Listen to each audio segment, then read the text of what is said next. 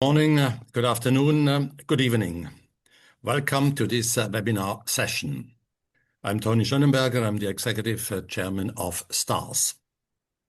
STARS is a global platform for dialogue, and in this context, we are preparing a symposia in Singapore and in Switzerland, and also study tours to China, to Shenzhen and Guangzhou, to India and to Romania. Please visit our website for more information.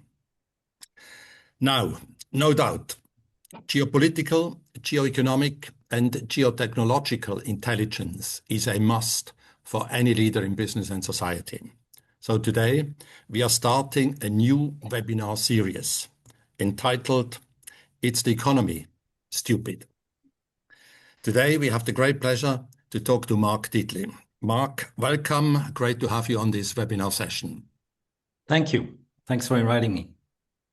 Mark DITTLI is a journalist and author specializing in financial markets and global economics, based in Zurich, Switzerland. He's the co-founder and financial journalist of The Market, a leading platform for financial media.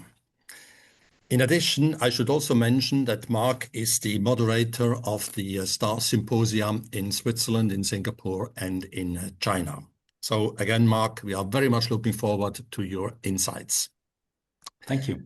We have 30 minutes to discuss with Mark. Please use the Q&A function below to type in your question. And again, I would like to encourage you to do it as quickly as possible. We have only 30 minutes. So I have the great privilege now to ask a couple of questions first. A perhaps more general question, Mark. We live in a kind of Zeitenwende. There is geopolitical uncertainty. There are economic shifts, technological acceleration, and everything converges. In addition, the liberal international order, the rules-based order, comes to an end. Now, the question would be, Mark, what are the three major geopolitical disruptive developments that you see? Thank you, Tony. There are so many disruptions all around us, and it's kind of hard to identify the three most important or the three major ones. But if I had to choose, I would say number one, as you mentioned, the rules-based world order is dead. It's over. And I agree with what Mark Carney, Canada's Prime Minister, said at the World Economic Forum in Davos. This is not a transition. This is not a slow transition. It's a rupture, and it's happening now. Which, for example, means that bodies like the World Trade Organization are defunct. They literally don't work anymore. Or you see it with the war in Iran now. The Trump administration doesn't even try to explain its motives in the UN Security Council, which is also a sign that there's no rules-based order anymore. So that's number one.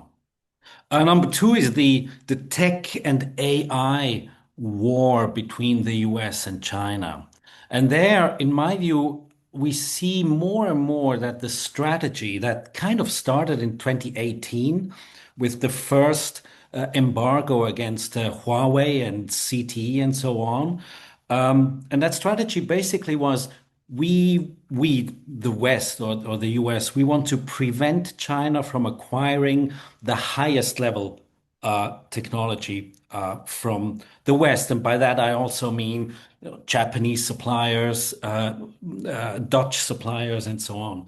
And what we see is kind of an economic law. Scarcity breeds innovation and ingenuity. And we see that in terms of technology, China has kind of leapfrogged several years. And we have kind of two ecosystems that have now emerged, centering around AI. One is a US and the other one is a Chinese. So that's number two. And number three is the idea that the world is kind of falling into spheres of influence. Now, the Iran war makes this a bit more difficult, but at least until January, with Venezuela and the ideas around Greenland and so on, we could see that the US is kind of focusing on the Western Hemisphere, North and South America, two big oceans left and right. So the rest is not of interest to us. Um, China can have a sphere of influence in Asia Pacific, and the Russians can do what they want in Europe. This is obviously much more complex than that, but I think we'll go further along that path that will have spheres of influence, and that will have implications for the flow of goods, the flow of energy. We see that now with the Middle East as well, the flow of technology, the flow of ideas. This was all thought to be a free flow around the world. And now these flows, energy, goods, ideas, technology, and so on, they get interrupted and blocked here and there. And this makes for a much more difficult and much more complex world. Mhm. Thank you very much for these 3 points, and I think we can, or we want to deepen that a little bit. Barack Khanna, who was also on this webinar session before, he mentioned that, or he wrote an article entitled "A World Beyond Trump." What kind of geopolitical futures do you anticipate? Can you elaborate a little bit on that? Yeah, the difficult thing is to try to understand how much of what we see today is Trump and will basically, let's say, when Trump is not on the stage anymore, many of these ideas will just fade away, or how much of this is deeper. And I think when we look back on the rules-based order of the last of the post Second World War and post Cold War world, it was basically founded on two core principles. The US gave the world two public goods. Public good number one, it gave the world free and safe shipping, free and safe flow of goods and energy. And public good number two was the US dollar, kind of the lingua franca of world currencies. The US dollar as a transaction currency and as a reserve currency. Those were the two public goods that the US gave to the world, and which were part of the system that the US built after Bretton Woods, after the Second World War. Now, certain circles in the US around the Republican Party have come to a conclusion that this deal has ripped America off. This deal was not good for America, which is kind of, for me, it's kind of difficult to understand because they built this system and they profited from it. But they've come to the conclusion that this system has ripped us off, has ripped America off. And I think this goes much deeper than Trump, and it goes much deeper than MAGA. And this will continue. Now, when we look immediately after Trump, obviously the big question will be, will his successor be JD Vance or Marco Rubio? Those are kind of the two leading contenders for 2028. Obviously, a lot of time will pass until then, but they represent two very different schools of thought. If it'll move more towards JD Vance, I would say we go much deeper into the isolationist idea that America will look for itself and the rest of the world is none of our business anymore. And if a Democratic candidate will win? Then it's obviously it'll depend very much on who that will be. We had the talk with John Allen in one of these webinars not long ago, and he said, it'll be Democrats from that today have governorships in states that are not California and not East Coast. So you have to look for Democrats in so-called red states. John knows much more about that than me, but obviously that would be kind of be my hope as well. That we'll have a new form of Democratic Party which does not lean too far into the progressive far left, which will be much more centrist and could actually be a new power. But I don't see it yet.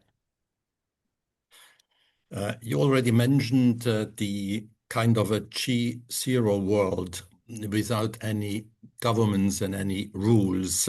Can you elaborate a little bit on that? How you see it? What are your expectations on that? Um, I think one misconception is, or one line of thinking that I do not agree with is when people say it's the end of globalization, or we'll have deglobalization. I don't see that at all. Globalization will continue. But it'll continue on a much more complex playing field. We'll have what we would probably call plurilateralism. Kind of, I think a few years ago, Ivo Daalder, who's also a friend of our group, he said, you know, there could be like a coalition of the sane nations. Or Mark Carney said the middle powers could actually, you know, we could be a force. The Europeans, the Canadians, the Australians, Japan, Korea, Singapore, and so on. So there is part of the world which still believes that there's that the rules-based order, or we could have a rules-based orders among us. There will be free trade zones. Asia, the RCEP and the I don't remember the name, but there are free trade zones. Obviously, Europe is a free trade zones. There'll be much more bilateral free trade agreements. Switzerland is pursuing them. The European Union is pursuing them, but they'll be all on different levels, and this will continue.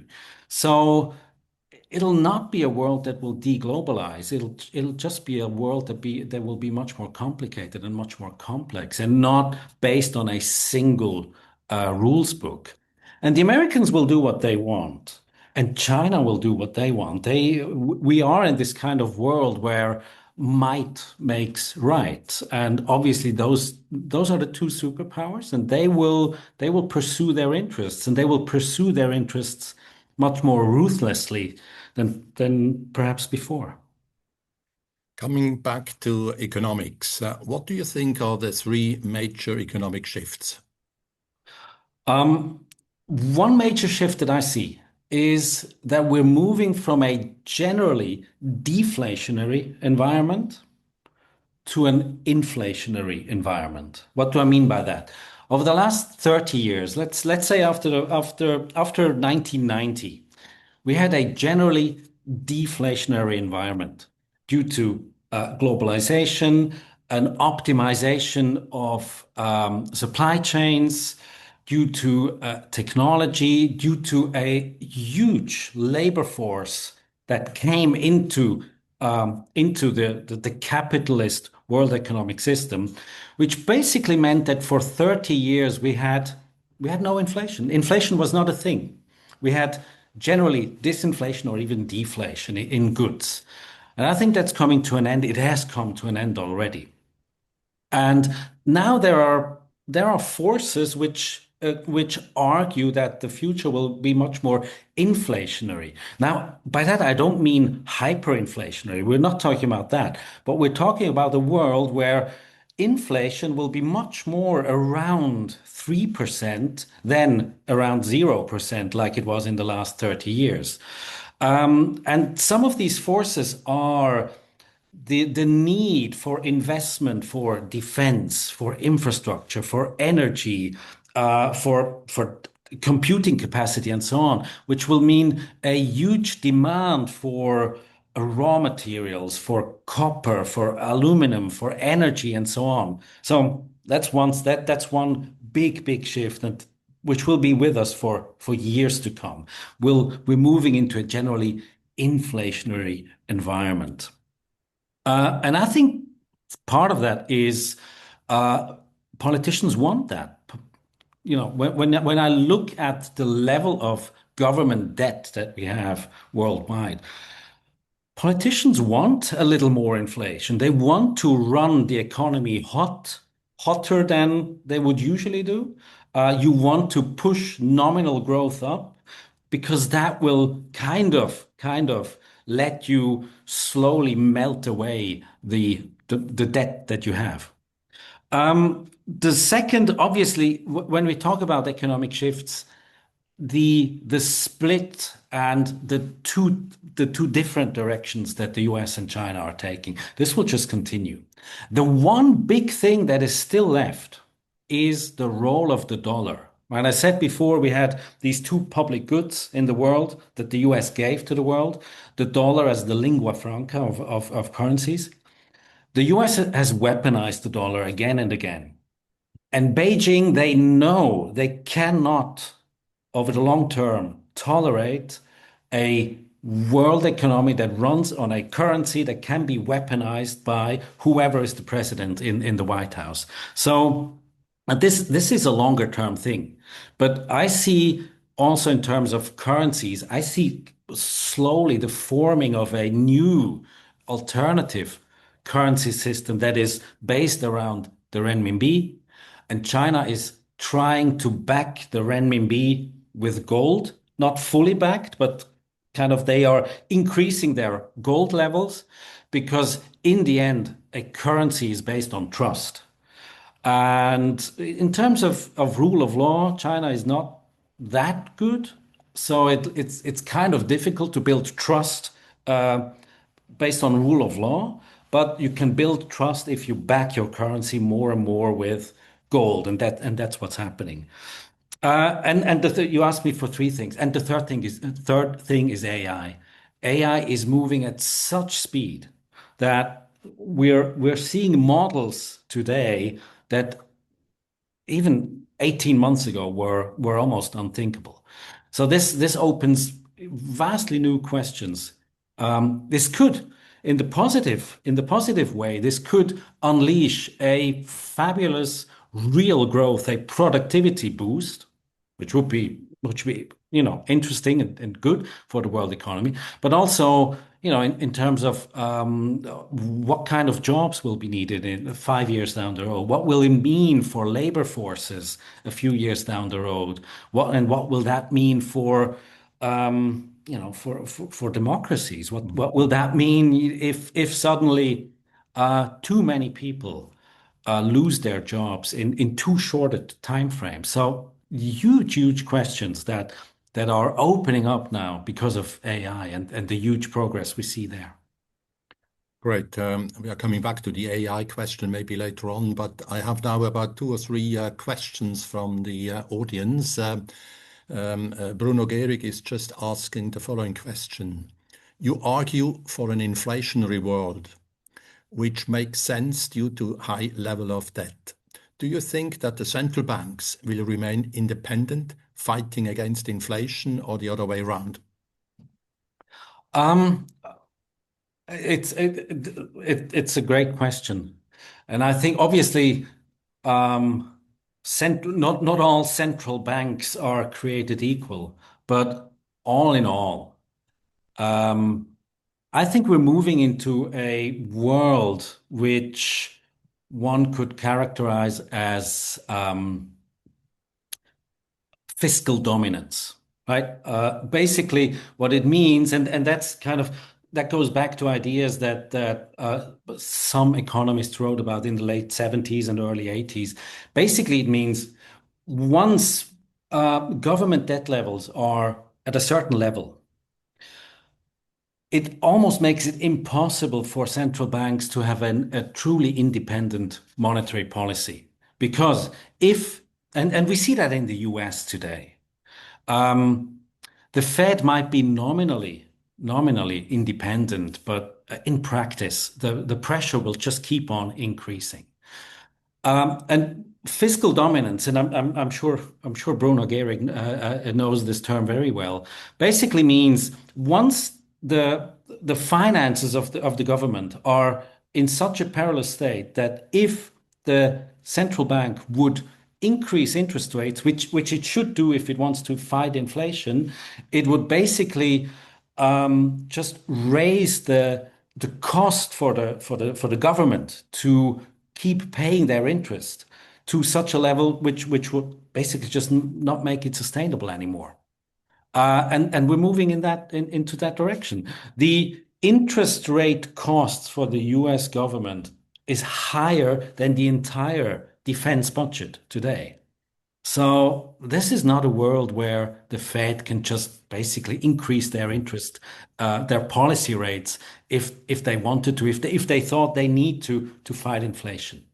So to cut a long story short, no, in this kind of world, central banks are not independent anymore. Zeitenwende Villa is asking the following question. Isn't the generally inflationary world unstable as it signals destructive monetary competition between currency areas? That's a difficult question because, like, when we look in history, there's been one period where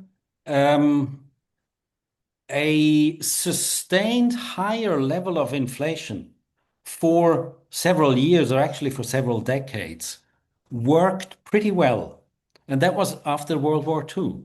After World War II, the US, the UK, they had levels of debt that are comparable to today. And the way they brought these levels of debt down was through what we today would call financial repression, which means you tolerate a higher level of inflation, 3, 4, sometimes 5%, and you tolerate that for several years. What that does is your nominal GDP grows much faster, and it grows faster than your debt level, and you keep the interest rate artificially lower, and that melts your debt away over a period of 15, 20 years. So that period was not unstable. That period was actually pretty good. Obviously, we also had real growth then. And the big difference is we had fixed currency exchange rates. So, you could do that. In a world where you have flexible exchange rates, it gets obviously much more difficult because the pressure valve, like if one country applies financial repression to their bond market, the pressure valve would be basically their currency just going down, which kind of happened in Japan over the last 10 years.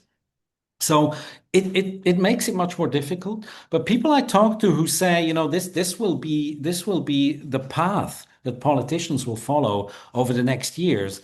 They say we will see the reintroduction of forms of capital controls. So you can't really have a absolutely free flow of capital if you have this kind of inflationary environment. Now, one last point. Currencies are always relative, one currency relative to another.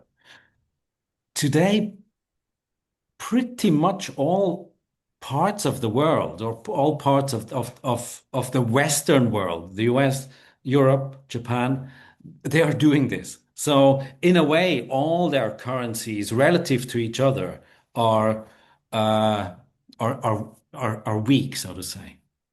But you see it, obviously, you see it. I mean, why is the gold price north of $5,000 over the past years? The gold price sees that we're moving into this kind of inflationary financial repression environment. And that's a price signal we get there.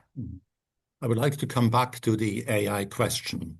We speak of AGI, the artificial general intelligence, but more and more often about ASI, the artificial super intelligence. Speaking of the impact of AI on society and businesses, again, could you please elaborate on your best case scenario and particularly also on the worst case scenario? I'm absolutely no expert on AI. I try to read as much as I can, and I kind of shift between sometimes I'm very optimistic and sometimes I'm very pessimistic, right? The best case scenario is AI will unleash a productivity wave. It'll make our entire economy is much more productive. It will boost real growth, which is great.